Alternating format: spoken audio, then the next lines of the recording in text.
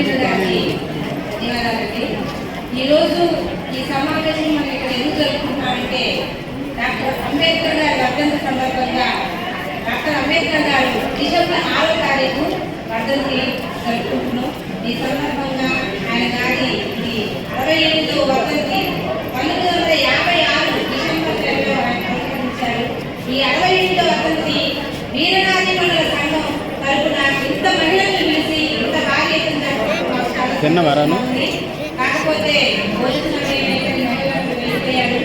మన తినిరాపురా ముందు తిందా, నేను ఇక్కడే ఉంటాను. డాక్టర్ బిఆర్ అంబేద్కర్ గారు తీసుకొచ్చిన 30% రిజర్వేషన్ మహిళలందరూ దాన్ని సద్వినియోగం చేసుకోవాలని కోరుకుంటూ నాకు ఈ అవకాశం ఇచ్చినందుకు వీరనాయకుల సంఘానికి నేను ధన్యవాదాలు చెప్తున్నాను.